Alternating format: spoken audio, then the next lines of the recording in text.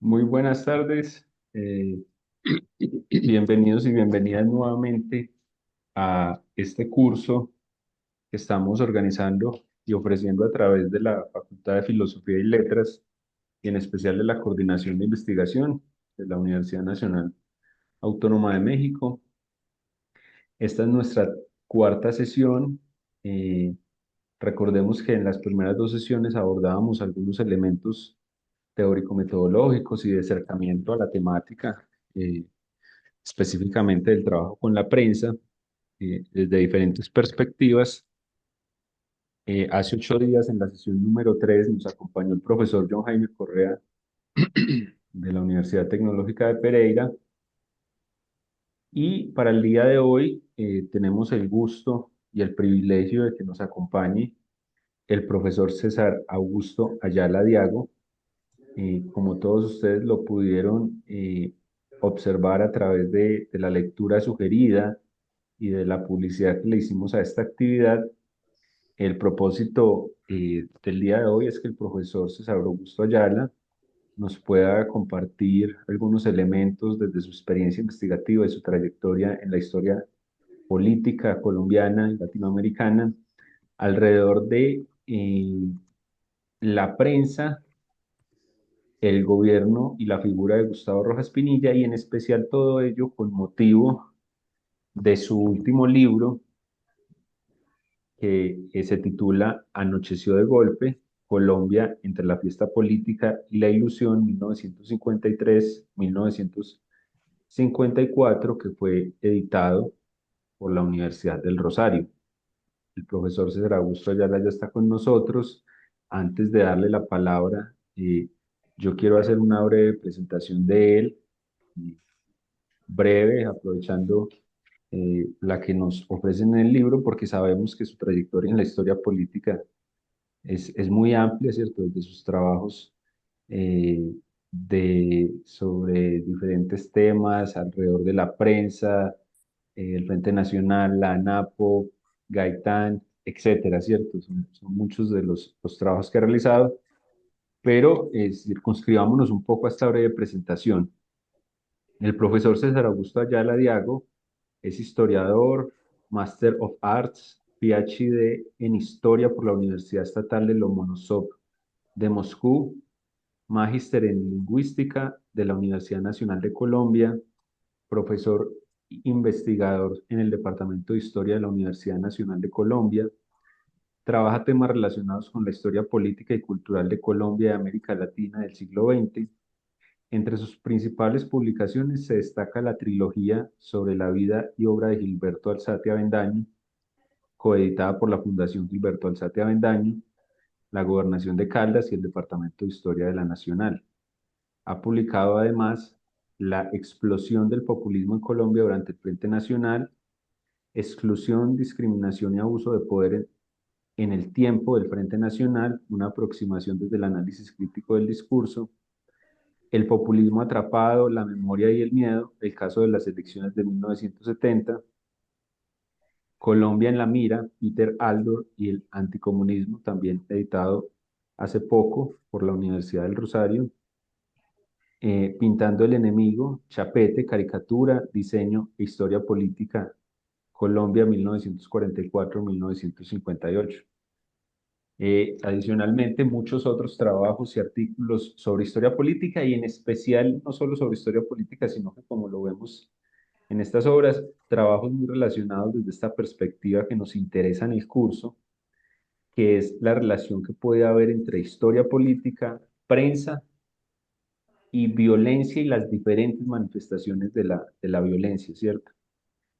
Como lo veíamos hace 8 días, la prensa puede ser uno de esos actores centrales en la difusión de ideas, de discursos, de lenguajes que, sin ser violentos en sí mismos, pueden promocionar, pueden generar o derivar en acciones violentas. En el caso de hoy vamos a ver cómo, a partir de la investigación del profesor César Augusto, eh, vamos a tratar de comprender un poco más el papel de la prensa en una figura tan atractiva y a la vez polémica como la de Gustavo Rojas Pinilla, en un momento en el que a través de los medios y de la prensa se busca como la exaltación de una figura política, de un liderazgo político, pero luego, como lo veremos, también se presentan unos contrastes justamente entre la gran prensa política y esta figura, ¿cierto? Pero además tratar de entender a través del profesor César cómo la prensa, los diferentes periódicos y revistas que la ha consultado, ayudaron en la construcción de su obra, ¿cierto? Entonces es como el sentido de esta sesión. Sin más preámbulos, quisiera, agradeciéndole mucho el tiempo, la disposición, profesor César, darle la palabra. Anderson, muchas gracias por la invitación. Buenas tardes a todos, a todas. Les agradezco mucho la presencia, les agradezco que, pues que me escuchen estos 35, 40 minutos que voy a hablar. Sí, yo creo empezar por el final de la intervención del profesor Anderson, en el sentido de que la persona que llega al poder en 1953 justamente no es un periodista, ¿no? Es decir, ya eso para un país como Colombia, en donde el poder y la prensa están atravesados por el signo de la igualdad. Mm, yo no sé si haya otro caso, ¿no? En el continente tan parecido al de Colombia. En Colombia la prensa es definitiva, es decisiva, es decisoria para el ejercicio de la política.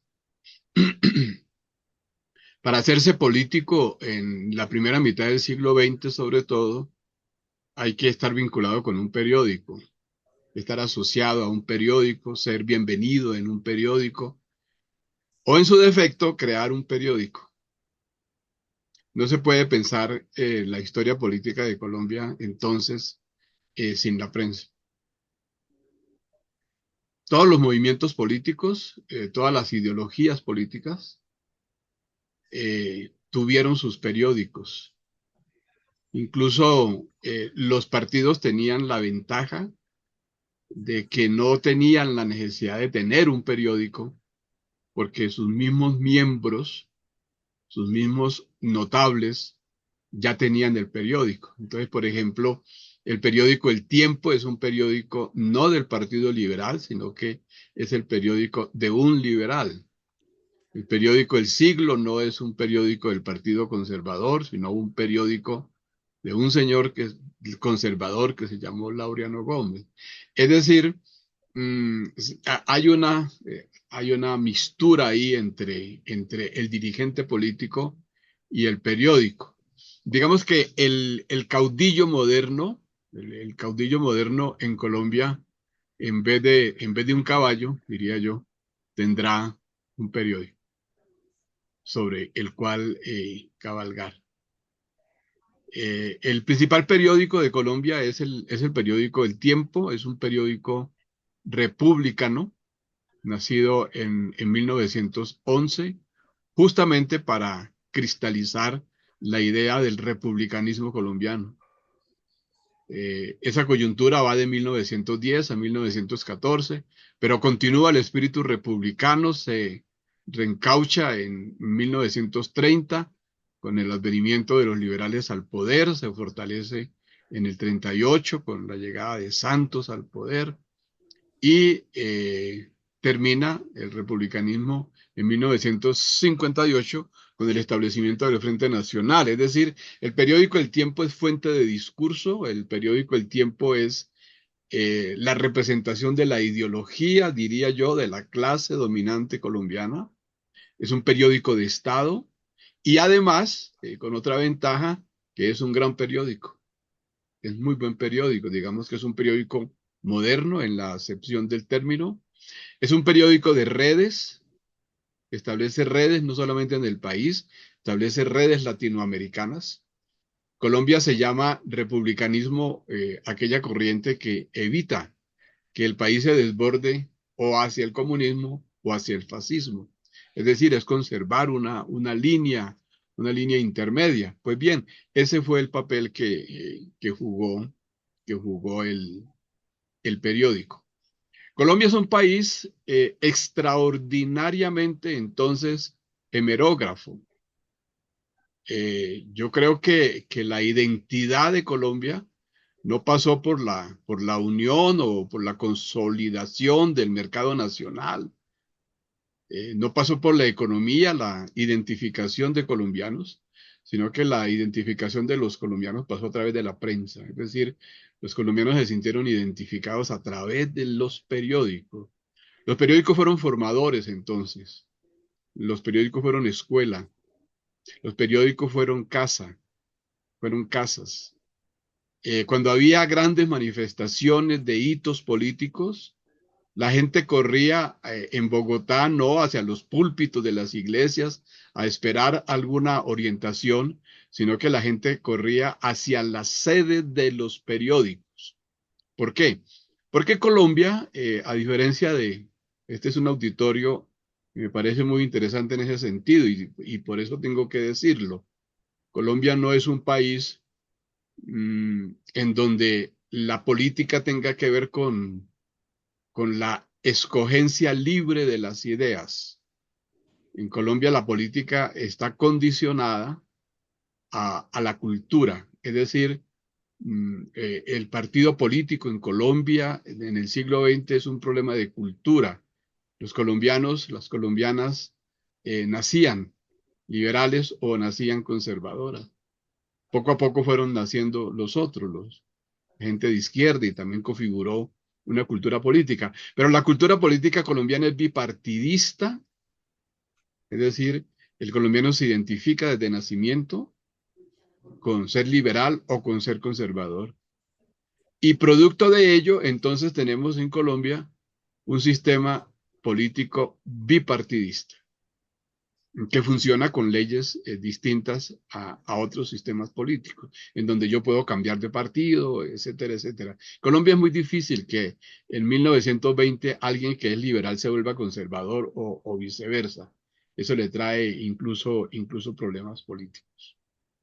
Dos, nosotros superamos las guerras civiles. Colombia fue uno de los países que perdió el siglo XIX en guerras. Es decir, para Colombia no fue tan favorable económica y culturalmente la independencia frente a España.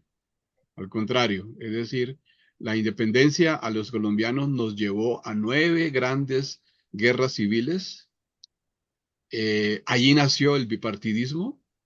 Los colombianos nacieron a la modernidad dividido, en un país dividido en dos, entre liberales y conservadores. Eso se reflejó en todo, absolutamente en todo. Por ejemplo, se reflejó incluso en los pueblos, pueblos liberales, pueblos conservadores. Hasta que llega 1910 y ahí surge un nuevo imaginario político. La juventud se da cuenta que el siglo XIX se perdió a raíz del balance de los primeros 100 años de la independencia. En muchos colombianos jóvenes se dieron cuenta de eso y empezaron a pedir paz y entraron al siglo XX con la paz. Es decir, eso que se llamó la hegemonía conservadora, curiosamente fue el único periodo de paz que Colombia ha tenido, curiosamente. O por lo menos ahí nació otra concepción de la guerra. Lo que quiero decir es lo siguiente. Los colombianos superamos la guerra, el enfrentamiento entre dos ejércitos de nacionales. Pero en la medida en que nos alejamos de ese imaginario bélico, fuimos convirtiendo la política en el espacio de la guerra. Entonces, las campañas electorales se volvieron guerras. Todo el imaginario de la guerra, toda la consigna de la guerra, la insignia de la guerra del siglo XIX para que los colombianos se mataran confrontándose, enfrentándose cuerpo a cuerpo, eso pasó en el siglo XX a la política. Por eso en Colombia no decimos elecciones, como se puede decir en otros países. En Colombia decimos campaña electoral. Y la campaña electoral es un episodio de guerra. Es decir, cuando se convoca en Colombia a una campaña electoral, se le convoca a la guerra. Entonces, todo ese vocabulario se va metiendo en la prensa, se va metiendo en la prensa. Y conforme se va disolviendo el republicanismo, se disuelve, el país vuelve a lo liberal, vuelve a lo conservador. Entonces empiezan a aparecer, a reaparecer los periódicos liberales y los periódicos conservadores, las revistas liberales y las revistas conservadoras, las instituciones liberales y las instituciones conservadoras. Por eso el país es hemerográfico. Digamos que lo más remoto, o entre las cosas remotas con las que cuenta el historiador para más o menos acercarse al pasado, no es la historiografía, no es el libro de historia, es la prensa. Y por eso la prensa la consultamos tanto. Incluso acá ya se empieza a prohibir el uso de la prensa vieja, porque somos tan hemerógrafos los colombianos que ya la prensa se nos queda en las manos, empieza a disolverse en las manos. Y hay periódicos que están desapareciendo por el uso, y no es proporcional el desgaste de las páginas de los periódicos a una política de digitalización de la prensa, ¿no? Entonces, la prensa, yo creo que la gente de mediados de este siglo ya no va a tener cómo llegar a la prensa, porque ya no va a existir si no se toman medidas, máxime en un país que no tiene una sofisticada cultura archivística.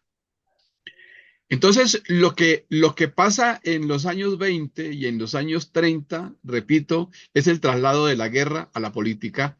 Entonces, en Colombia la política no es la politez, ¿no? En Colombia la política no es mi pensamiento que yo escojo para emitir mi voto. No, es un problema de cultura. Llegado a los años 30, llegado el advenimiento de la República Liberal. Finalmente, los conservadores habían estado en el poder por 45 años, casi medio siglo. Eso en términos culturales también es complicado. Pero llega una promoción de jóvenes que se han preparado de alguna manera en la cultura letrada de la hegemonía conservadora, y llegan con un delirio muy grande, ¿no? El delirio de poner a Colombia al día. Fue muy difícil que los conservadores aceptaran que los liberales pudieran gobernar el país, porque Colombia había una tradición muy, muy fuerte en el sentido de que ser liberal era pecado. Entonces la iglesia condenaba a los liberales. La iglesia no asumía a los liberales, ni siquiera les aceptaba, ¿no?, que su existencia. La guerra que caracterizó a Colombia, que distinguió a Colombia en el siglo XX, que en Colombia le pusieron curiosamente el nombre de la violencia, porque creían que cambiándole el nombre a la guerra ya la guerra iba a desaparecer. Entonces los colombianos no dicen guerra, los colombianos dicen violencia, porque se sienten mucho mejor diciendo violencia que diciendo guerra. Pero era una guerra. Esa guerra empieza en 1931. Digamos que si uno fuera a datar la guerra del siglo XX colombiano, es el año 31. Porque en el año 31 suceden tres elecciones. Es decir, Colombia es un país en el siglo XX movilizado, digamos, permanentemente movilizado. ¿Por qué? Porque cada año hay tres elecciones en esta época. Entonces tenemos en marzo asambleas, tenemos en mayo Cámara de Representantes y tenemos en octubre elecciones para alcalde. Y el siguiente año tenemos elecciones presidenciales. Entonces, Colombia vive permanentemente movilizado en esta época a través de la política. Y cuando digo vive movilizado el país, pues quiero decir que el país vive en guerra, en permanente guerra. ¿Por qué? Porque los periódicos están llamando a la guerra. El periódico conservador está llamando a que hay que tumbar a los liberales.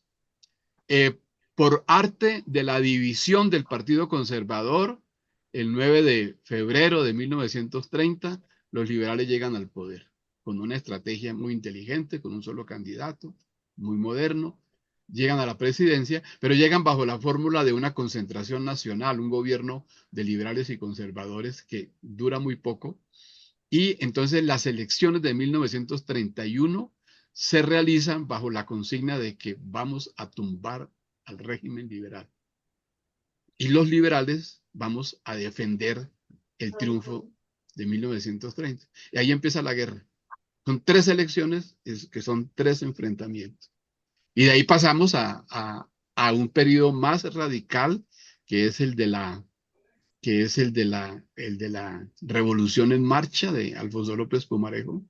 Pero todo esto se da, ¿por qué la guerra? Porque se está convirtiendo Colombia de un país conservador a un país liberal. O sea, ¿en qué términos? En términos electorales. Todavía en 1931, en las elecciones de marzo del 31, todavía el electorado es conservador. O sea, Colombia llega al siglo XX como un país conservador y eso va a durar hasta 1931. Solo en las elecciones de mayo de 1931 ganan los liberales y no vuelven a perder sino hasta 1946. O sea, entre 1930 y 1946 se da el cambio de Colombia de un país de electorado liberal a electorado conservador. Perdón, de electorado conservador a electorado liberal. ¿Eso cómo se dio? Pues con balas. Eso se dio con guerra. No que no hubiesen grandes reformas, no que no hubiesen grandes transformaciones sociales, claro que las hubo, pero más que esto, la gente se mató. Y se mataba y se mataba y se mataba. ¿De qué manera? A tal punto que en 1945-48 tenemos el pico de esa guerra civil. Y en ese pico de esa guerra civil matan pues, al líder más popular que había fabricado el país, que es Jorge Eliezer Gaitán, el 9 de abril de 1948. Si hubiera sido una cultura cristiana, como se profesa, católica, pues la muerte de Gaitán hubiera significado el fin de la guerra, ¿no? Porque los cristianos pues tienen como símbolo un semejante muerto, ¿no? Semejante asesinato, que es el de Cristo. Y Cristo muere, dicen, para salvar a la humanidad. No nos sucede eso con Gaitán, al contrario. Con Gaitán la guerra arrecia, la, la guerra se radicaliza. Y el Partido Conservador le declara la guerra al Partido Liberal, el Partido Liberal le declara la guerra al Partido Conservador y la gente sigue matándose. En este contexto de guerra llega el general Rojas Pinilla. Por eso el advenimiento de Rojas al poder es saludado con fiesta. Es decir, la llegada de Rojas al poder fue una fiesta maravillosa.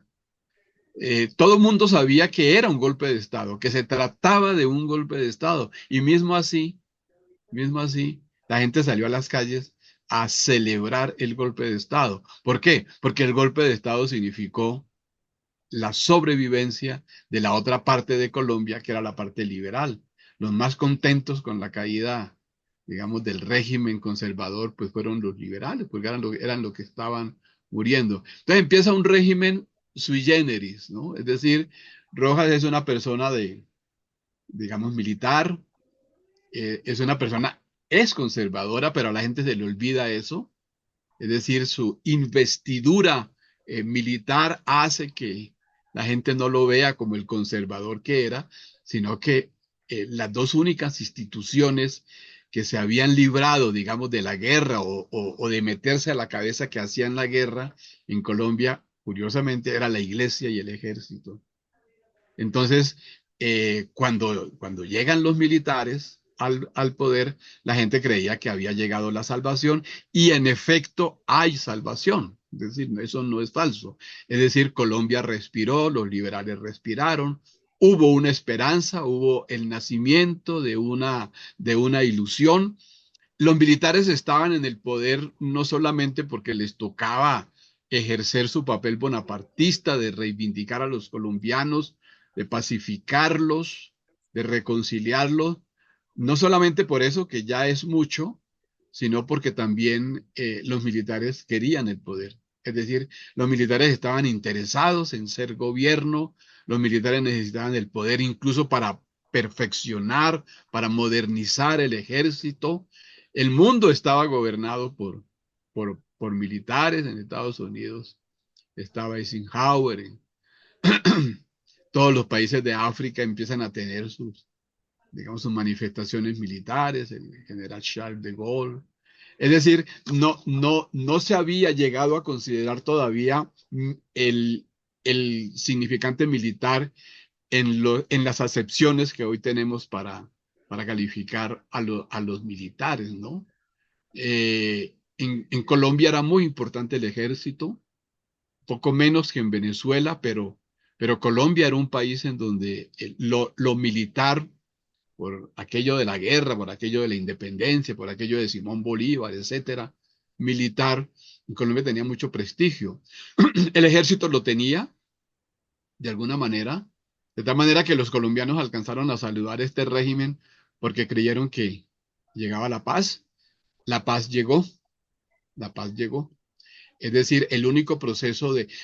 si uno habla de procesos de paz en un país de guerra, Colombia es un país de guerra, es decir, la gran característica de este país es que es un país de guerra.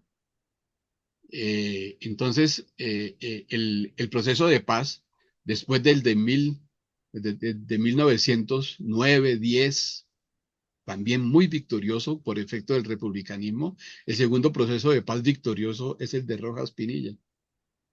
Cuando Rojas Pinilla llega al poder en Colombia, existía una guerrilla en los llanos orientales que nace a raíz del asesinato de Gaitán. Es una guerrilla liberal, es una guerrilla muy radical. Ya había incluso emitido algunos documentos en donde declaraba a través de las leyes de los llanos la constitución de una república socialista.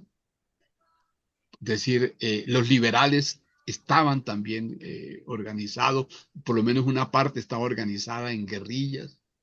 Pues con el advenimiento de Rojas empieza un periodo de amnistía, se disuelve la guerrilla de los llanos. Al final se reconforta así la guerrilla liberal, pero la de los llanos, en los llanos orientales, esa guerrilla hace la paz y empieza allí un proceso interesante de reivindicación social. Pero como esta charla tiene que ver es con el poder de la prensa, digámoslo de una vez así, quienes le dan el mote de dictador a Rojas, quienes consideran que Rojas es un dictador, quienes creen que ahí lo que hubo fue una dictadura, fue la prensa. Eh, digamos, porque Rojas ya choca con la prensa. Es decir, ya lo dije al principio, es decir, Rojas no es un hombre de periódicos. Rojas no es un hombre formado en la Atenas suramericana hemerográfica que es Bogotá. Es un hombre tropero, es un militar muy reconocido, eh, que cree, que cree que quien ha causado este deterioro de las relaciones sociales en Colombia es la prensa. Es decir, él cree que quienes fabricaron la guerra son los directores, los gestores de los periódicos, es decir, los partidos políticos con sus periódicos. Entonces él empieza a, a difundir la idea de que los partidos políticos deben cesar, de que los periódicos deben tener primero una autocensura, después cuando no tienen la autocensura, entonces llega la censura. Y digamos que si se trató de un régimen represivo, lo fue en particular con la prensa y a la postre quienes tumbaron al régimen de Rojas en 1957, pues fueron los grandes cacaos de los periódicos colombianos. ¿Qué es lo particular de este régimen? Lo particular de este régimen es el advenimiento para Colombia de una nueva concepción del Estado con sus mecanismos periodísticos también. Es decir, es el traslado del poder del periódico hacia el Estado con sus periódicos, que fue lo que no gustó. Es decir, cuando el general empieza a copiarle al general Perón, empieza a copiarle la fórmula de hacer un Estado periodístico, con un gran periódico. Digamos que el fuerte del régimen de Rojas fue la oficina de prensa y propaganda, que estaba dirigida por Jorge Luis Arango, un personaje fascista desde los años 30 que se había formado en la escuela de Goebbels y que quería que Colombia tuviese en la prensa, en la propaganda, en la divulgación, su principal foco de atención. Empieza un culto a la personalidad que él fabrica. Rojas empieza a hacer su retrato, a ser colgado en todas las instituciones públicas, no voluntariamente, sino por decretos, es decir, hacia donde mirara hacia donde se dirigiera la mirada del colombiano tenía que encontrarse con el rostro del presidente, es decir, un culto a la personalidad jamás visto, relojes con la imagen de Rojas, Ah, sí, sí me medallas escuchó que esa con la presentación imagen de de Rojas, eh, en fin, cada discurso que el general pronunciaba era publicado, cada 6 meses se publicaba un paquete grande de intervenciones del presidente eh, hasta llegar a tener cierta independencia.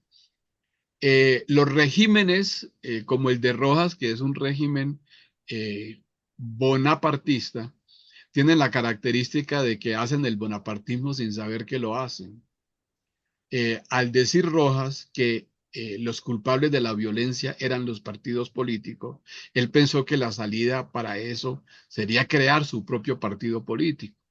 Y entonces en 1955 crea un partido político que se llama Movimiento de Acción Nacional. La creación de ese nuevo partido político, que va después a monopolizar incluso el papel periódico que necesitaban los periódicos, pues es el primer acto de identificación y de reconciliación de los partidos políticos. Cuando Rojas intenta crear un nuevo partido político, entonces los partidos políticos empiezan a hacer la paz. Más adelante, el general intenta crear la CNT, la Confederación Nacional de Trabajadores, independiente de las que ya había, una de ellas de la Iglesia, la UTC, otra de los liberales y comunistas, la CTC. También este es otro acto de reconciliación de los partidos políticos. En 1956, en un espectáculo de masas, aquí en el estadio del Campín, se proclama la tercera fuerza, en donde Rojas declara que a Colombia la va a gobernar un dúo, digamos, un dúo, un binomio, el pueblo y las Fuerzas Armadas. Entonces le toma juramento a los que asisten para que defiendan el gobierno. Y esto produce también escalofríos en la iglesia, porque la iglesia considera que un presidente no tiene por qué tomarle juramento a la militancia de un partido o de un pensamiento. Entonces se empieza a resquebrajar el régimen, se empieza a resquebrajar y un día de 1956 en Cali pernoctaron unos camiones que traían de la costa pacífica de Buenaventura unos cargamentos de dinamita para las obras públicas acá en Bogotá. Y esa noche del 7 de agosto de 1956, 10 camiones cargados de dinamita explotan y se llevan a medio Cali. Medio Cali desaparece. Esta fue la tragedia, digamos, después de Hiroshima, la explosión de Cali. Es decir, al final, al final eso se quedó así. Eso no, no hubo culpabilidades, pero fue el inicio de la caída de Rojas Pinilla. Vienen desaciertos muy grandes, la prensa se reúne, surge el espectro del Frente Civil, liberales y conservadores de la prensa se unen y empiezan a organizarse adentro y afuera para tumbar el régimen, cosa que logran el 10 de mayo de 1957. Se acaba ese experimento de Colombia. Si la llegada de Rojas, digo yo en el libro, si la llegada de Rojas fue una fiesta política, la caída de Rojas fue un carnaval, ¿no? Tuvo las connotaciones de un carnaval, el país se puso de fiesta. Eh, digo yo en el libro que ese fue también un golpe de Estado, porque Colombia pasó a ser gobernada por 5 presidentes. Les llamaron los quíntuples.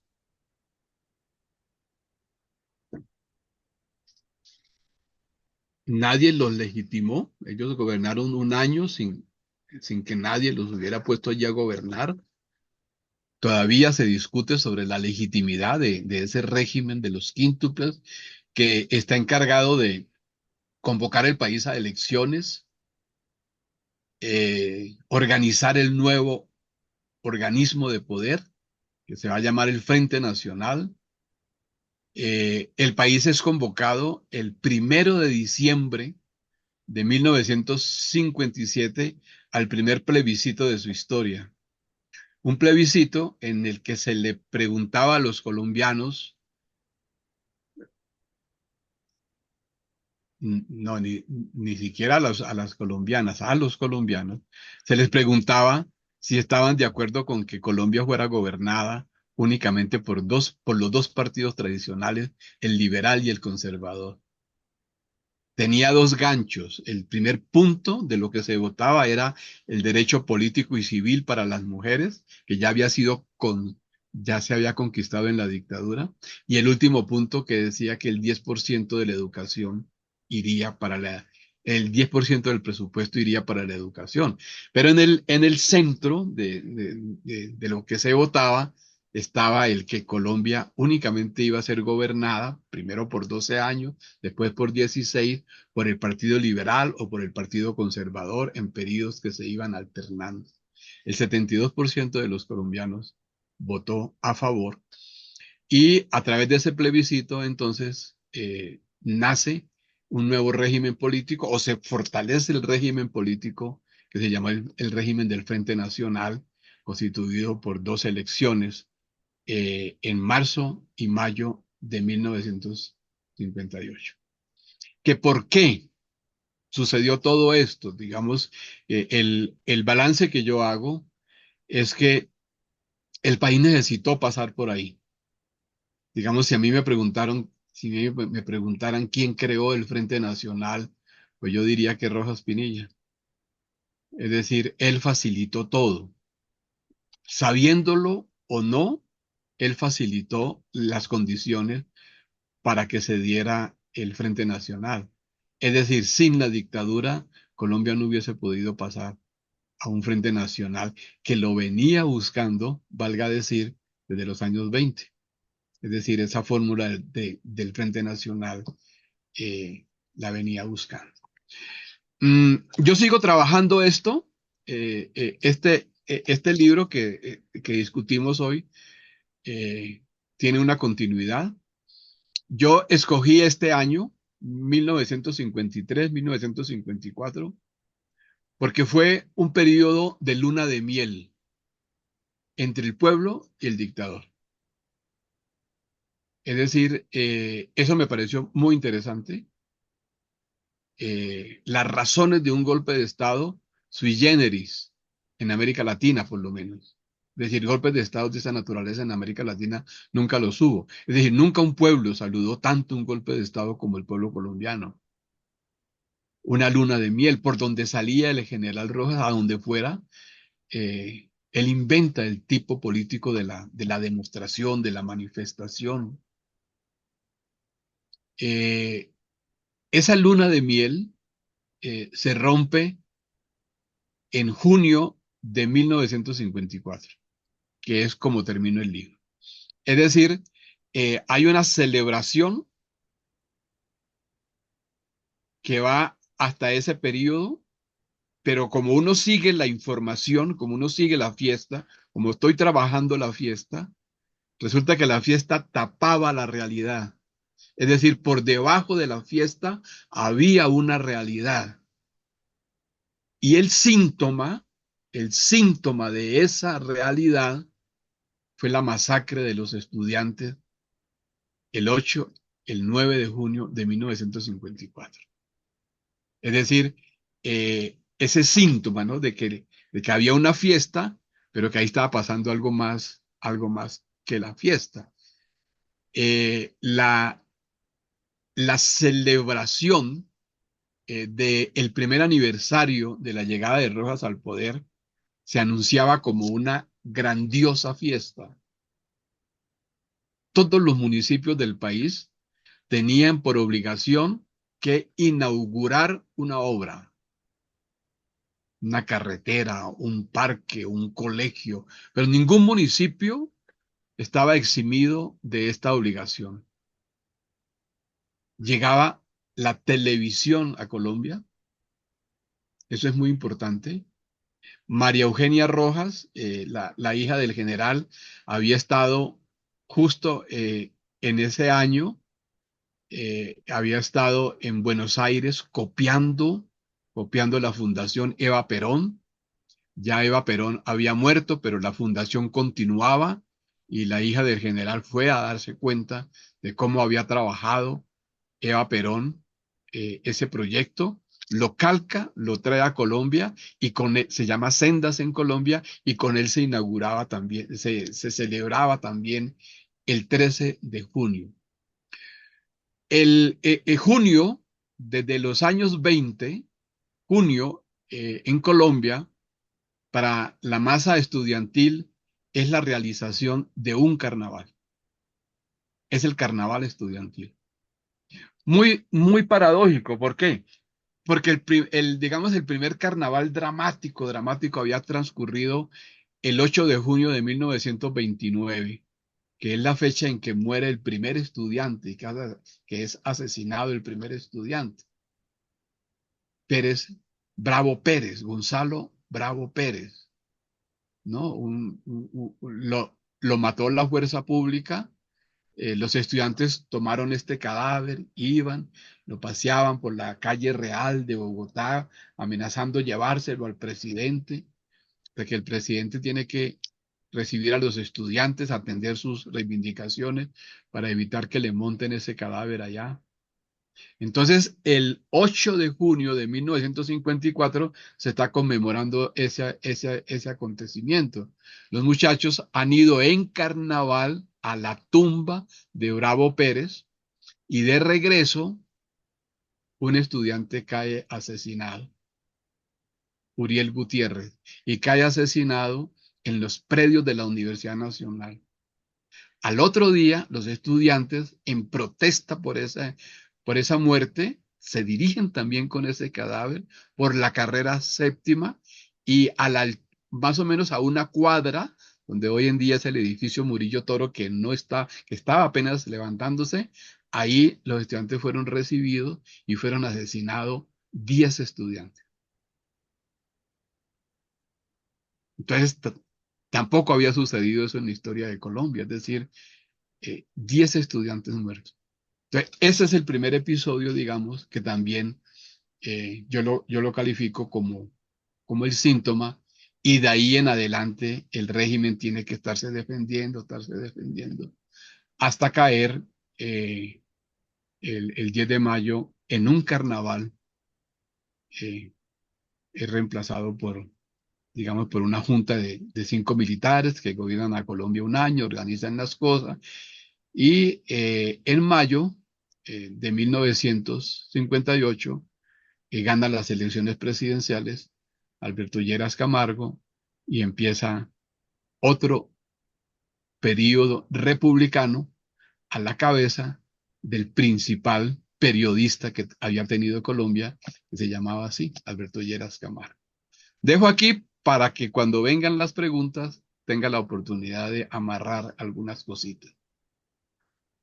Profesor César, muchas gracias por su presentación, por los elementos que nos plantea del libro, pero además yo creo que por esa rapidísima eh, introducción a elementos claves de la historia de nuestro país, ¿cierto? También para los compañeros y compañeras que no tienen tanto el acercamiento a la historia de Colombia y sobre todo estos elementos que plantea del país marcado por una violencia política, ¿cierto? En muchos momentos.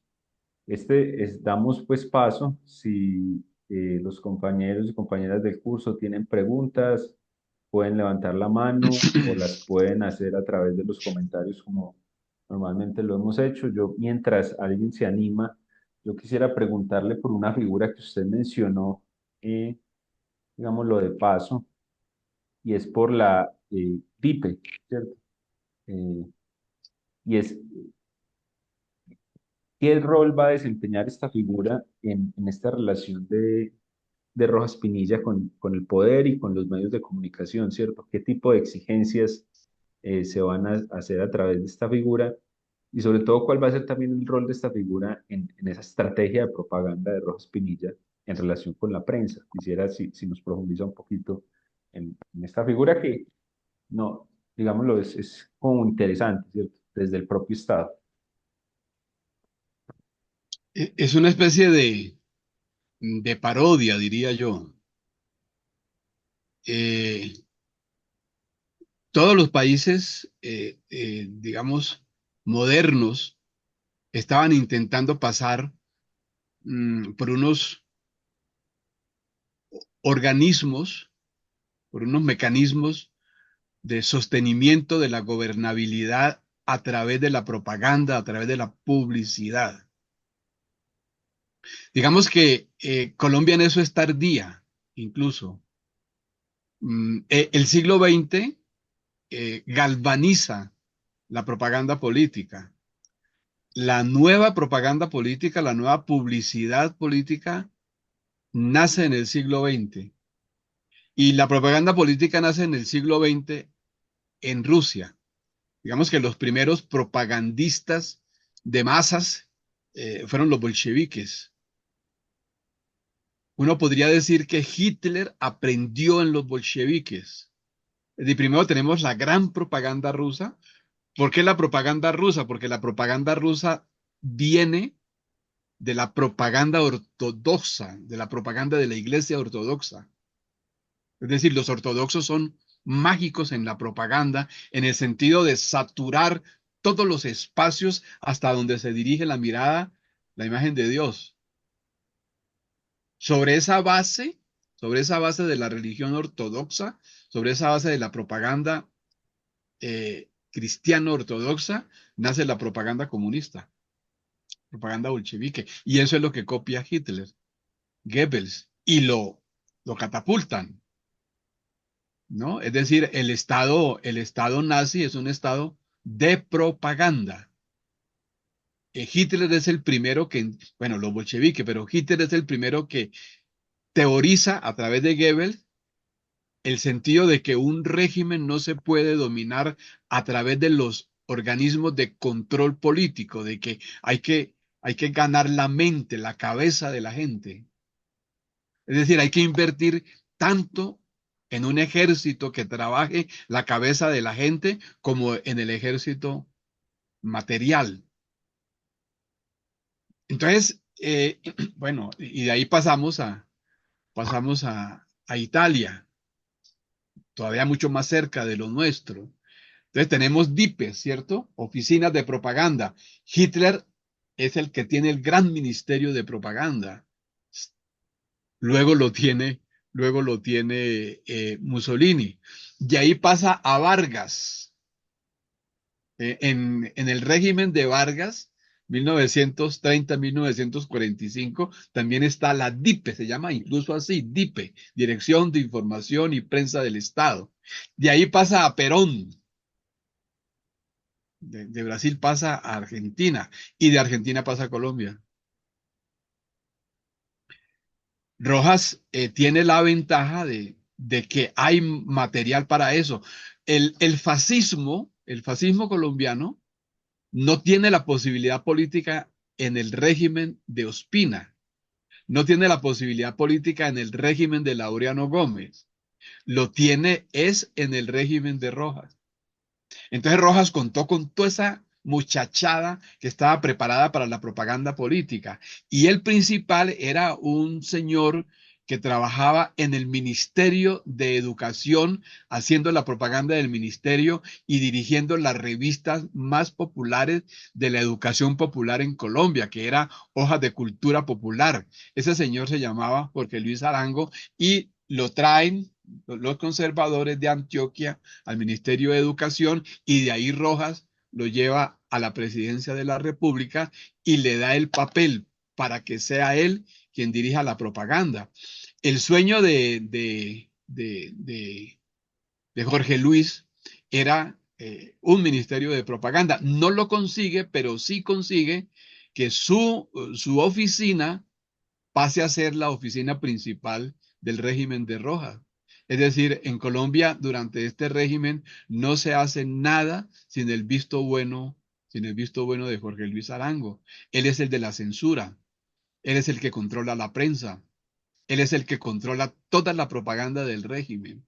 Nada pasaba sin el visto bueno de Jorge Luis Arango. Un hombre muy capacitado, un hombre de libros, además, después de que cayó Rojas, él aportó en Colombia mucho a la industria editorial y terminó siendo un gran empresario editorial. Y muchas de las cosas, digamos, estéticamente bien realizadas fue por obra de Jorge Luis Arango. Él mismo creó una biblioteca de la presidencia de la República que se encargó incluso de rescatar incunables que habían en España y los trajo y los imprimió en la imprenta nacional.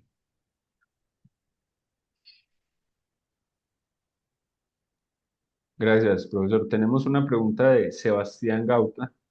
Él dice, gracias al doctor Ayala por su presentación. En el libro se plantean algunos elementos respecto a la fotografía y a la caricatura. ¿Podría ampliar cuáles fueron los usos y estrategias usadas con la caricatura en el proceso de derrocamiento de Rojas Pinilla? Sí, sí, ahí el libro en eso es muy generoso porque es una fuente no tan bien utilizada, no suficientemente utilizada, sobre todo, por lo siguiente, Colombia es un país de arte gráfico sofisticado. No quiero entrar en comparaciones, de pronto México sea mucho mejor en eso, pero para nosotros el país es muy sofisticado en arte gráfico, más que la fotografía, porque el arte gráfico entra más que la fotografía, curiosamente. Colombia es un país de dibujantes. Cada periódico tiene su dibujante. Cada periódico tiene su caricaturista. Cada periódico tiene su ilustrador. En Colombia jugó un papel muy importante el dibujo. Coincide esta primera parte del siglo XX con la época de oro de la caricatura, con la época de oro del diseño gráfico. ¿Por qué? Porque hay un capitalismo nacional que hay que vender. Entonces, los dibujantes están en la pintura, están en la caricatura y están en el diseño gráfico. Pero incluso uno por la caricatura puede seguir la guerra civil. Los caricaturistas se permiten, se les permite eh, abusar, si se quiere, de ese arte. Por ejemplo, para Samper, el Laureano era un cerdo y él aparece montado en un cerdo. Para Chapete Laureano era un pato, por- siempre con la boca abierta por lo lenguaraz que era Laureano. Uno tiene caricatura liberal y caricatura conservadora. Entonces, los liberales con su enemigo conservador y los conservadores con su enemigo liberal.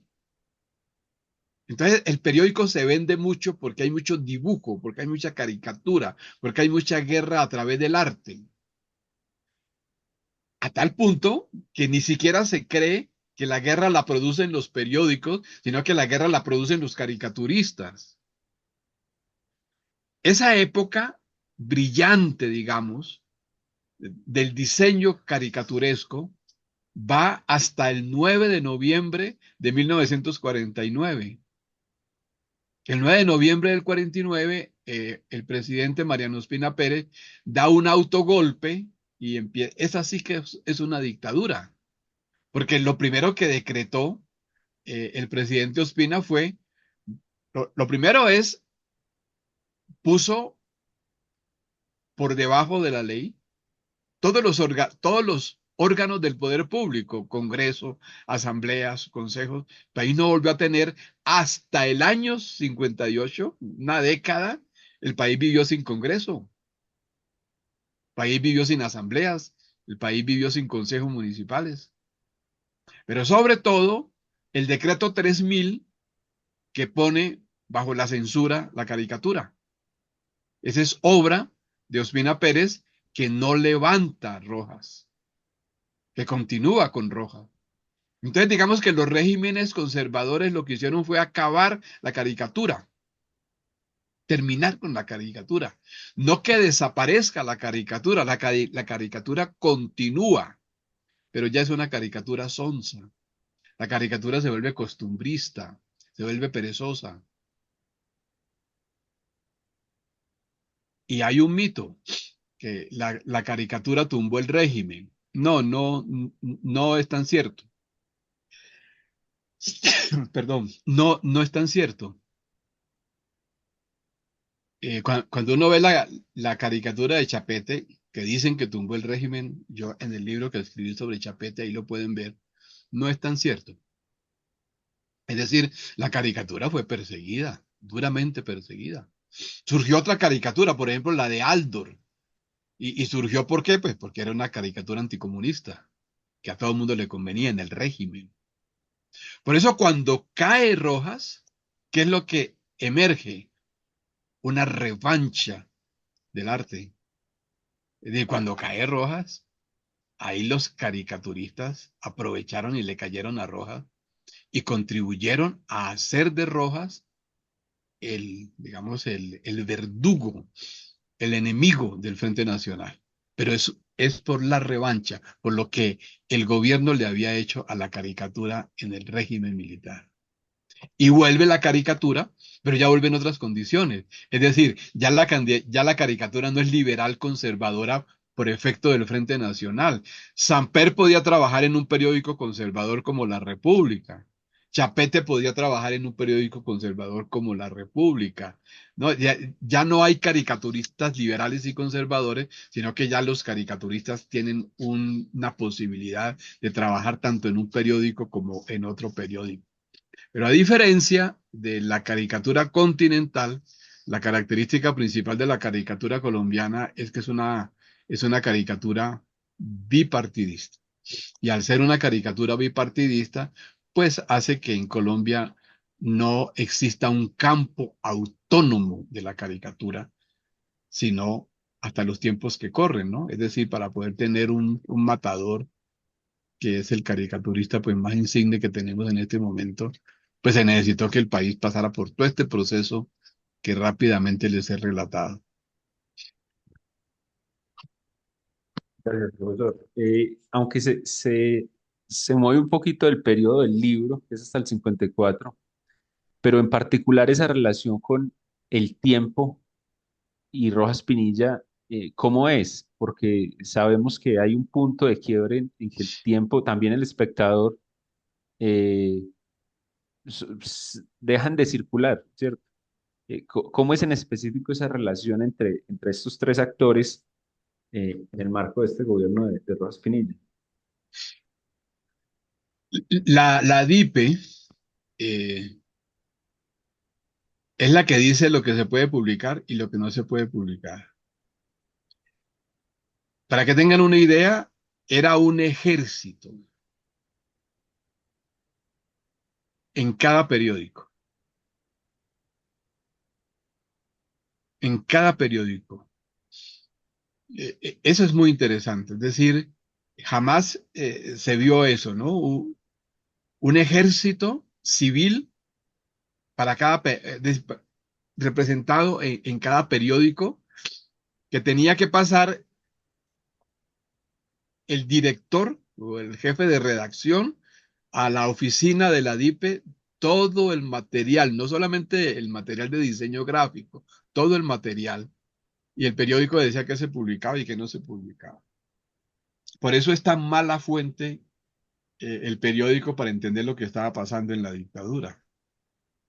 Porque, y por eso afirmo que el síntoma es la masacre de los estudiantes. Porque todo lo que está informando la prensa, pues tiene el carácter de la falsedad. Con un plus. ¿Cuál es el plus? Que Colombia se hizo más culta, paradójicamente hablando. ¿Por qué? Porque los periódicos no podían publicar lo que pasaba en Colombia. Y al no poder publicar lo que pasaba en Colombia, publicaba lo que pasaba en otras partes. Y se da algo que Bakhtin denomina el método censorio, que consiste en que en épocas de dictadura el periodista tiene que aprender alguna forma para seguirse comunicando. Entonces los periodistas colombianos aprendieron que hablando de Inglaterra la gente podía entender lo que pasaba en Colombia, que hablando de los Estados Unidos la gente podía entender lo que estaba pasando en Colombia. La gente leía mucho, los colombianos se hicieron muy universales. La característica del colombiano de entonces era que sabía de todo el mundo, pero no sabía nada del Chocó, no sabía nada de la Guajira, no sabía nada de los territorios nacionales. El colombiano conocía el mundo, pero no conocía Colombia. A eso se debe incluso lo tardío del surgimiento de la sociología colombiana. La sociología colombiana en el espectro latinoamericano es tardía, porque los colombianos no conocíamos el país. Nosotros empezamos a conocer este país de los años 60 para acá, pero antes el colombiano no conocía Colombia. Comenzando porque no había cómo conocerlo, es decir, no había vías. Por eso Colombia fue el segundo país aeronáutico del mundo, porque se creía que Colombia podía cubrir todo a través del aire. Por eso SCATCA es la segunda empresa de la... No podíamos ni siquiera aspirar a conocer el país todo por la vía férrea que fue tan importante, pero que se desmanteló, por la topografía, por la topografía del país. Ese aspecto yo creo que es muy importante tenerlo en cuenta. Ahora, claro, las relaciones que se dan entre el periódico, que así se conocía, el periódico de la oligarquía, periódico El Tiempo, entonces finalmente el régimen lo cierra. ¿Por qué lo cierra? Porque el periódico El Tiempo no acepta las explicaciones que se dan por el asesinato de un comerciante justo ahí en Pereira. Es decir, fue un asesinato político, fue un asesinato de Estado y el régimen no lo aceptó. El periódico lo denunció y porque no aceptó reconsiderar eso, el periódico fue cerrado el 9 de agosto de 1955. Es interesante lo que les voy a contar. El mejor fondo documental que tiene el Archivo General de la Nación es el Archivo de Rojas. Eh, Primero porque fue un régimen que produjo mucha documentación y segundo porque como tumbaron al general, el general no alcanzó a robarse los materiales que él mismo produjo. Entonces, como él salió a la carrera, el archivo quedó intacto. Por lo regular en Colombia los presidentes cuando salen del poder se llevan toda la documentación. No solamente cuando salen del poder central, todos los funcionarios se llevan la documentación. Por eso en Colombia es tan difícil hacer historia. Ese régimen produjo mucha información y esa información está. Digamos, el oro de esa documentación es la carta popular, es la carta que llega de abajo, ¿no? Es decir, la gente se sintió tan identificada con el régimen de Rojas que la gente le mandaba a decir al general qué hacer y qué no hacer, cómo resolver esto, cómo resolver lo otro, que es el fuerte del libro. Es decir, el libro tiene su fortaleza es en que yo consulté ese archivo, ese es lo que más me permitió decir cosas nuevas. Entre las cosas nuevas, la manifestación de felicidad de la gente por el cierre del tiempo. La gente aplaudió el cierre del tiempo.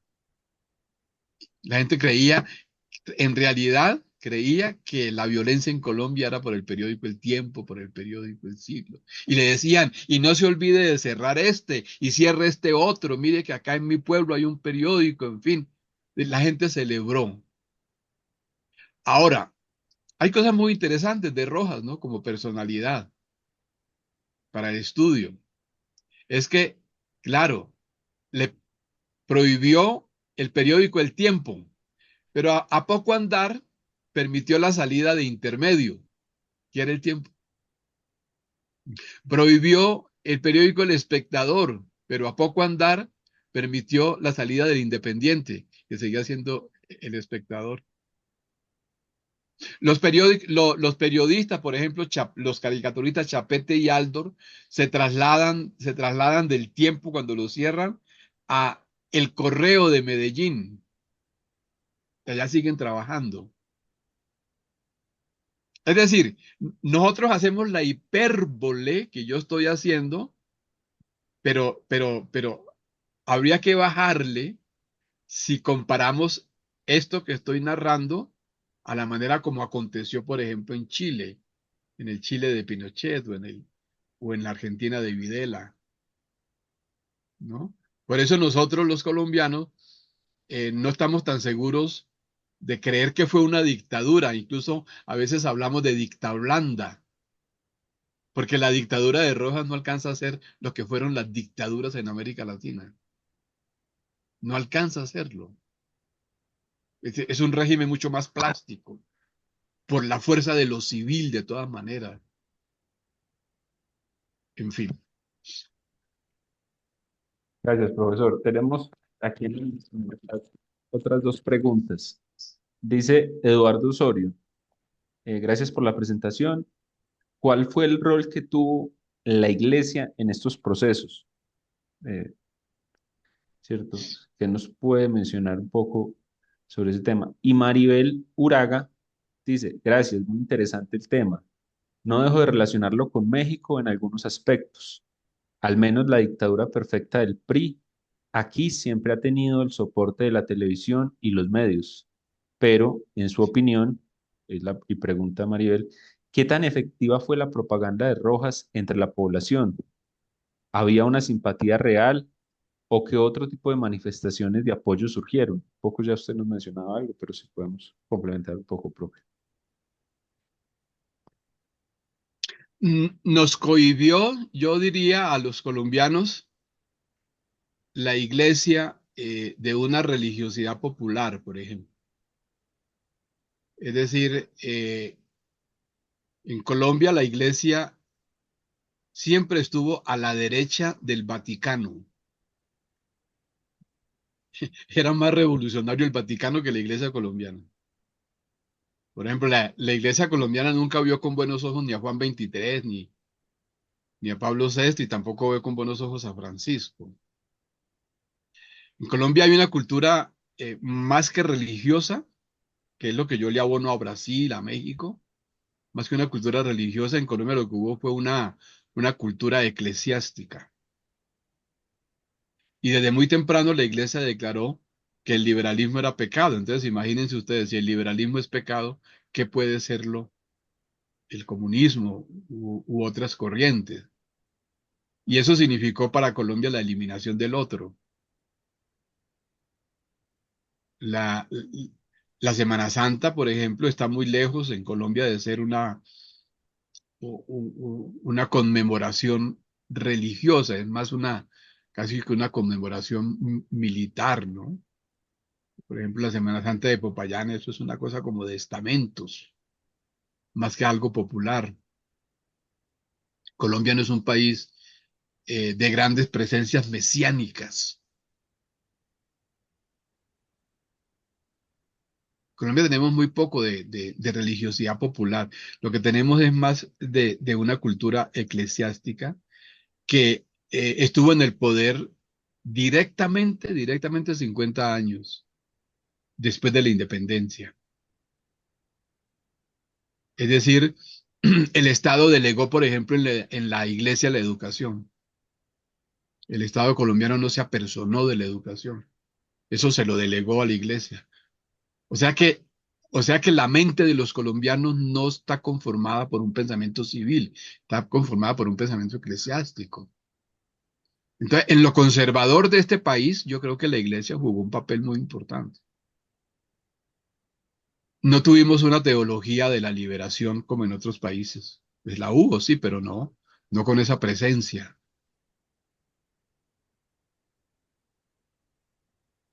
Y claro, Rojas fue eso, Rojas fue expresión de eso. Rojas fue curero. Es decir, Rojas estuvo siempre con la iglesia. En el régimen de Rojas se hicieron las parroquias, se convirtieron las plazas de mercado en parques. Todas las iglesias se modernizaron. La iglesia le sacó mucho dinero al régimen. Contribuyó también a tumbarlo cuando no le hizo caso. Pero el poder de la iglesia en Colombia en este periodo es muy grande. No estamos hablando de un estado laico. Estamos hablando de un país eclesiástico prácticamente, ¿no? Es decir, Colombia será conservadora o no será, decían. Y el púlpito, pues el púlpito es un sitio para arengar la guerra civil de medio siglo. Los curas, por ejemplo, se negaban a dar los santos óleos si la persona era liberal y no protestaba de serlo, muriéndose. Entonces, el papel de la iglesia fue muy controversial. Yo creo que es muy difícil, ¿no? Eh, hablar de esto de otro modo. Es una iglesia aparatosa, ¿no? Digamos que las fiestas patronales son muy aparatosas. Siempre lo popular va muy tímidamente. De pronto se encuentra uno con una manifestación de religiosidad popular, pero no es fácil, ¿no? Bien, la otra pregunta, ¿me la recuerdas, perdón? Sí, es el comentario de Maribel Uraga, que es una colega mexicana, y ella dice que un poco lo que usted presentaba le recuerda el PRI y la dictadura perfecta, el apoyo que siempre ha tenido o que siempre pues tuvo en este periodo de la segunda mitad del siglo XX el PRI de parte de los medios. Y preguntaba ella, ¿qué tan efectiva fue la propaganda de Rojas entre la población? ¿Había una simpatía real? ¿Y qué otro tipo de manifestaciones, entiendo desde lo popular hacia Rojas, surgieron? Sí, entonces yo ato esta pregunta a la anterior. Esta pregunta a la anterior. Cuando Rojas empieza a tener la resistencia de la iglesia, Rojas se vuelve cura y empieza a intervenir como cura, con un vocabulario de cura y con una asistencia social, porque el problema de la iglesia es que Rojas le quita la administración de la caridad pública. La caridad pública se vuelve una cosa de poder del Estado, que antes lo tenía la iglesia, eso se lo quita Rojas a la iglesia. Entonces la gente empieza a ver al Mesías en Rojas. Y claro, cuando se tiene una cultura mesiánica, que termina siendo la cultura cristiana, ¿cuál es el problema? Pues que los pueblos se solidarizan de otra manera. Es decir, cuando cae Rojas, a poco andar, el nuevo régimen tampoco da pie con bola. Y el general empieza a andar, empieza a recorrer el país, lo llaman a un juicio en 1959, le quitan los títulos de general de la República, le quitan incluso el título de expresidente de la República y le quitan los derechos políticos. Es decir, se le prohíbe al general Rojas volver a hacer política, volver a aspirar a un cargo público y le quitan la cédula de ciudadanía. ¿Cierto? Y hay una bienaventuranza que dice, bienaventurados los perseguidos, porque de ellos es el reino de los cielos. Entonces, esa misma cultura eclesiástica, ¿no? También se va volviendo en contra de lo mismo eclesiástico. Y Rojas entiende que él puede llegar al pueblo es a través de lo mesiánico. Y funda un movimiento en 1961 que es la Alianza Nacional Popular, que la funda en los atrios de las iglesias. Y los curas de pueblo, los curas pobres, digamos, empiezan a apoyarlo. De alguna manera, el surgimiento de Rojas, ¿por qué se da? Porque como Rojas está durante la dictadura en toda parte como Dios, pues la gente va a recordar esa Rojas. Es decir, no hay casa en 1961, 70 donde no haya una imagen del general Rojas. Se publicaba tanto retrato del general que todavía uno en mercado de pulgas puede conseguirlo. Bustos del general. Y si usted le pregunta a alguien mayor que yo, que todavía vive, usted les pregunta cuál fue el mejor presidente, la gente automáticamente dice Rojas Pinilla. Cuando él muere, en 1975, la misma oligarquía, en el balance que hace de la vida de Rojas, advierte que Rojas contribuyó mucho a la pacificación del país. Rojas pudo no haberse ido. Alguna vez le preguntaron a otro presidente, Guillermo León Valencia, le preguntaron por qué cayó el general Rojas y Valencia dijo, ni yo me lo explico. Es decir, si Rojas hubiera querido quedarse, se queda, que era el jefe del ejército. Él se fue porque no quería un derramamiento de sangre. Pero si no hubiera querido irse, no se hubiera ido. Y otro hito es cuando le roban las elecciones, porque le roban las elecciones en 1970, que tampoco sale a reclamarla, porque él sabía que si salía a reclamarla, pues ahí había brotado una guerra civil. Ahora, el Frente Nacional, que crea el establecimiento, o sea, una fórmula de poder en la cual los partidos políticos tradicionales se van a alternar en el poder, fue posible porque Rojas creó por abajo otro Frente Nacional. Es decir, el Frente Nacional fue posible porque hubo dos frentes nacionales, el de la oligarquía y el del pueblo. Es decir, él creó el movimiento de la ANAPO, Alianza Nacional Popular, con la posibilidad de que el que era liberal siguiera haciéndolo y el que era conservador siguiera haciéndolo. Entonces hubo ANAPO liberal y hubo ANAPO conservadora. Y cuando le tocaba el turno a los conservadores, Rojas sacaba un candidato conservador y cuando le tocaba el turno a los liberales, Rojas sacaba un candidato liberal. Entonces había un equilibrio frente nacionalista. Era un hombre muy audaz. En términos políticos, era un hombre de la comunicación, sabía mucho de comunicación, era ingeniero civil, particularmente ingeniero de comunicaciones. Entonces, a él fue ministro, además de comunicaciones, de Ospina Pérez, en fin. Fue una figura muy muy representativa. A raíz del robo de las elecciones, pues ahí surgió, ustedes saben, un movimiento guerrillero que se llamó el M-19 y Rojas asistía a las reuniones de configuración del M-19 y le gustaba la cosa, ¿no? Es un personaje muy interesante, pero es un personaje que tiene que ver, sí, con, digamos, con la iglesia, con el pensamiento cristiano. Eh, yo encontré en él, por la vía de Rojas, yo encontré que el populismo colombiano había sido muy mal estudiado porque la gente, los historiadores creían que el populismo iba a reventar por el lado liberal. No, el populismo reventó por el lado conservador. El populismo colombiano es conservador. Y, y Rojas pudo hacer lo que no pudo hacer Gaitán. El Gaitán nunca pudo ser el líder populista que se esperaba porque nunca superó lo del liberalismo. Rojas no.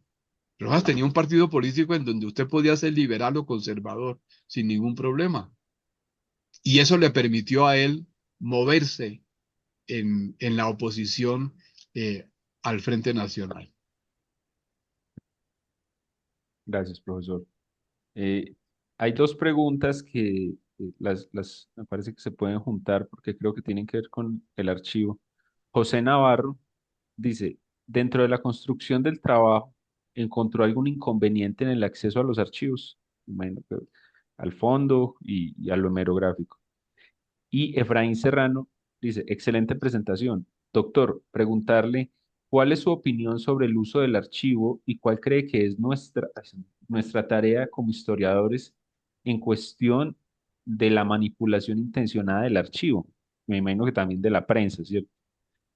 Y Sebastián Gauta, ¿cuál fue el No, rol no, desarrollado? no, por parte. Sí, sí, sí, porque estás de otro tipo. Pensé que era también de archivo. Estas dos de archivo, profesor. Mm.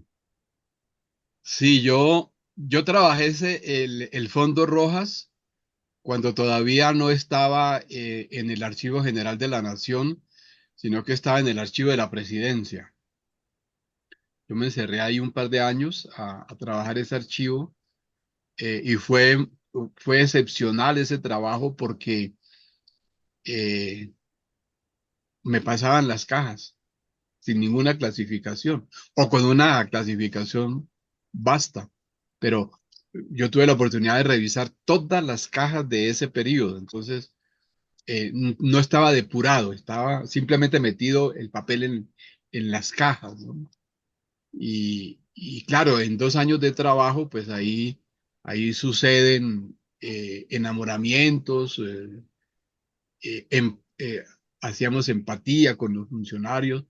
Usted puede trabajar a voluntad ese archivo. Mm,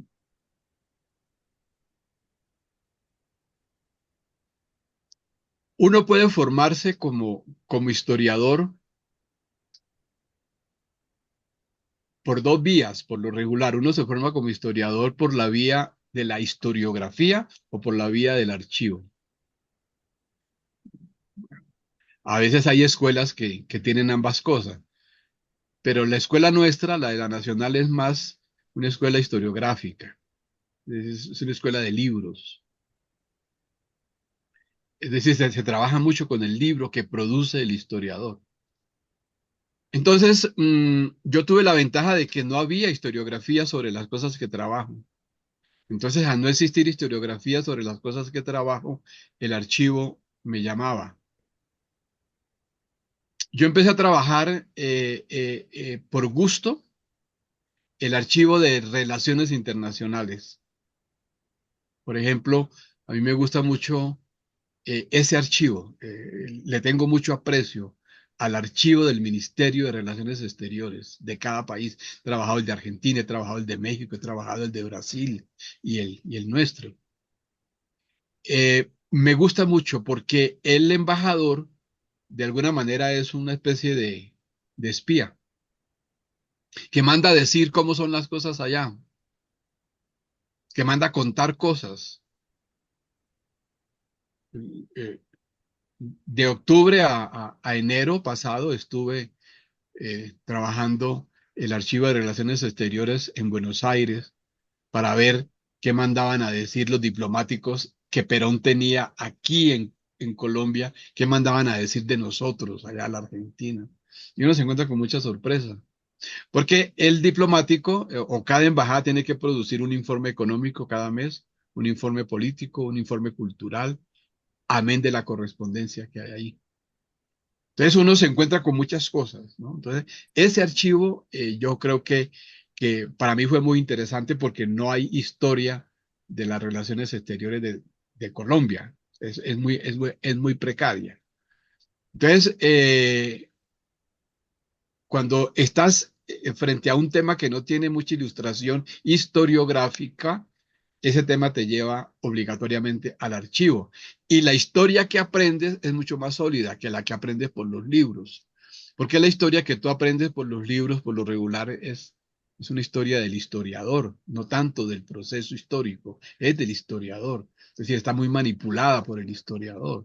En cambio, cuando tú vas al archivo, en el archivo tienes la posibilidad de darte cuenta directamente de las cosas que pasaban, ¿no? Entonces, el archivo de Rojas lo consulté allí. Este libro se dio gracias a esa documentación. Si hubiera forma de mostrarles aquí mi residencia, yo tengo fotocopias todavía porque esta investigación continúa de ese archivo. Repito, es el archivo más generoso, si se puede, ¿no? Con mayor volumen que existe en el Archivo General de la Nación en este momento. No sé si respondí toda la pregunta. Al final nos preguntaba Efraín, como cuál debe ser la actitud frente a las posibilidades de manipulación del archivo, o de que, ¿cierto? Ah, no, no podemos hacer nada. Es decir, manipulamos. ¿Por qué? Porque tenemos ideologías, tenemos prejuicios, estamos buscando algo, ¿no? Es decir, lo interesante del archivo es que tiene que ir a otra persona a buscar lo que quiere, ¿no? Pero uno hace un uso, yo diría, perverso del archivo, ¿no? Eso es inevitable, es inevitable. Por ejemplo, yo tengo más empatía con Rojas que Donadío, por ejemplo. Pues Donadío hará lo suyo en el archivo porque le tiene antipatía a Rojas. Yo hago lo mío en el archivo porque le tengo empatía a Rojas. Eso es inevitable. ¿Sí me entienden? Es decir, el archivo son papeles. Y esos papeles hablan si uno los hace hablar, si no, ellos no hablan. ¿Y uno cómo los hace hablar? Pues con los prejuicios que tienen, con los intereses que tienen. Incluso los ojos. Por ejemplo, si a mí no me gustan los negros, pues no voy a ver negros en el archivo. Si soy misógino, pues no voy a ver a las mujeres en los archivos. Pero si yo voy con ojos para buscar mujeres, el archivo me va a indicar dónde están las mujeres. Por eso, por eso Natalie Davis tiene esa concepción, ¿no? De la ficción del archivo. La ficción. El archivo, si la historiografía tiene ficción, el archivo también tiene la ficción. Porque, porque mismo que me gusten, por ejemplo, yo tuve la gracia de consultar el archivo cuando todavía no estaba sistematizado. Ese archivo que pasó al Archivo General de la Nación es otro archivo. Es otro archivo. Ahí le metieron mano, ahí depuraron. Allí hubo una tabla una tabla de retención que dice esto lo guardamos, esto no lo guardamos. Porque también el problema del archivo es que tiene tabla de retención. Entonces, mucho documento el historiador ni lo conoce, ni lo conoce.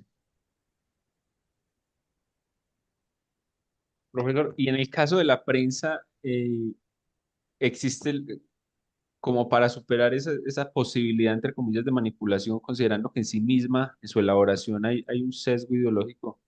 Por ejemplo, en el caso colombiano, la posibilidad de siempre trabajar periódicos cercanos a los dos partidos o la necesidad de acudir al periódico, a los periódicos de izquierda, ¿cierto? Ese contraste por dónde pasa en el trabajo de prensa. Por la formación. Yo me considero bactiniano, por ejemplo. Es decir, yo sigo las reglas de Bakhtin, que es la dialogicidad. ¿Y la dialogicidad en qué consiste?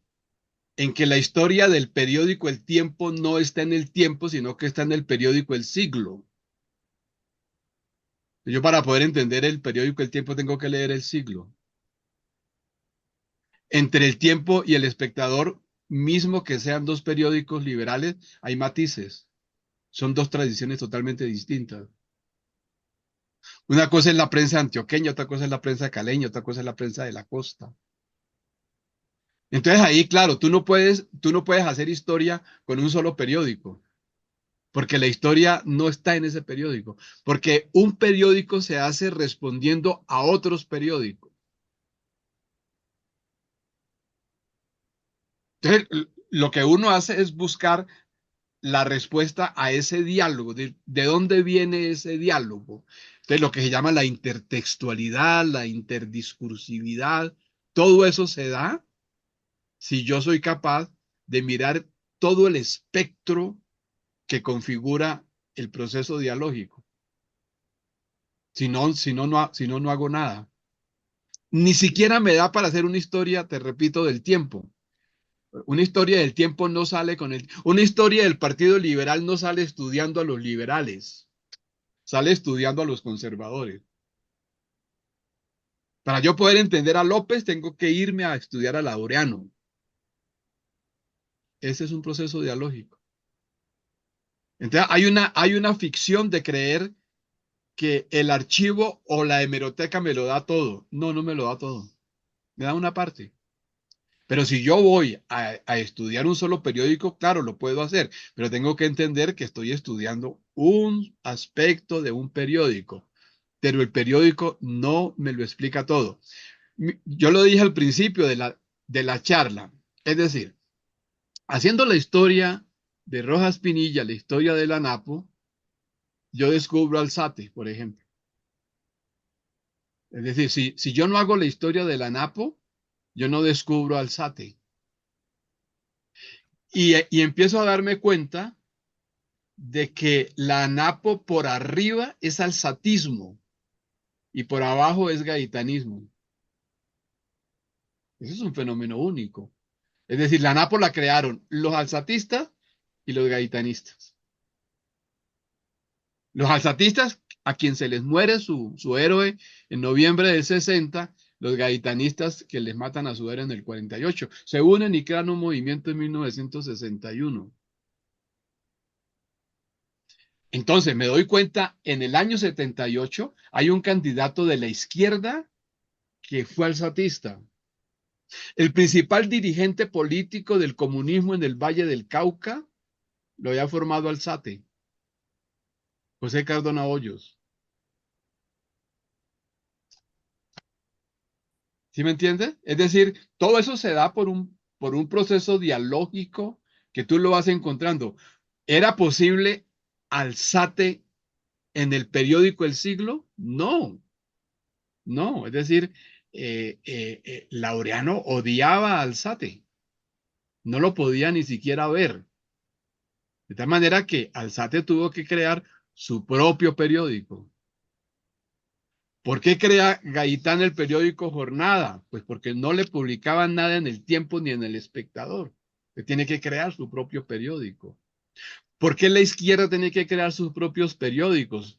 Pues porque ¿saben cómo se reproducía la noticia que producía la izquierda en los años 60 en El Tiempo? En la página roja del periódico. Para que la gente empezara a identificar izquierda con crimen. Todas las noticias de la izquierda aparecían en la página roja del periódico El Tiempo. Entonces, todo eso hay que saberlo para cuando uno vaya, cuando uno vaya a la hemeroteca. Es decir, cuando usted está frente a un periódico, usted está frente a la mentira. Lo que el periódico le está diciendo es la mentira. Usted tiene que empezar a trabajar la mentira. ¿Cómo hago yo con la mentira? Pero en esas mentiras, ¿por qué hay esa mentira? Porque se está fabricando algo, se está manipulando algo. Es decir, el historiador manipulador consulta documentos manipulados. Por eso, en historia no existe la fuente primaria. Es un error decir fuente primaria. No existe fuente primaria. Existen documentos, no más. Pero fuente primaria no hay. No hay. Porque las fuentes las produce un ser humano caprichoso, lleno de ideas, lleno de prejuicios. No hay fuente primaria. Yo no dejo que mis estudiantes me digan fuente primaria. Hábleme de documentos y clasifíqueme los documentos. Pero, en últimas, la historia no tiene nada que ver con la verdad. Es decir, yo no estoy trabajando la verdad. Mi compromiso no es con la verdad. Yo no estoy interesado en saber la verdad sobre la Napo. ¿Cómo? Es imposible. Es imposible. ¿Por qué? Porque los documentos que voy a trabajar son contrarios a la Napo 1 y los otros son de la Napo. Entonces, ¿dónde está la verdad? Y me acuerdo mucho de esa escena bíblica, ¿no? Cuando llevan a Cristo ante Pilatos y le pregunta Pilatos a Cristo, ¿y tú por qué luchas? Y Cristo le responde, por la verdad. Y Pilatos se queda sonriendo y le dice, ¿y qué es la verdad? Muy interesante lo que nos comparte en este sentido, profesor. Si podemos abusar de su tiempo unos minutos más, hay una Allí pregunta había otra pregunta, sí, de Anderson, Sebastián. sí. Mm. Él nos pregunta, Sebastián Gauta, ¿cuál fue el rol desarrollado por la radio en el proceso de llegada y fin del gobierno de Rojas Pinilla? Sí, sí, Ah, es que esa es la otra, ¿no? Esa es la otra. medio. Fíjense ustedes que en Colombia no hay archivo de radio.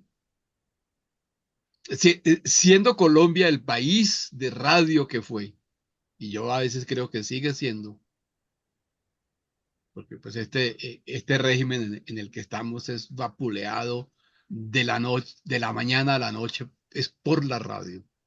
¿Qué quiere decir que Colombia sigue escuchando radio?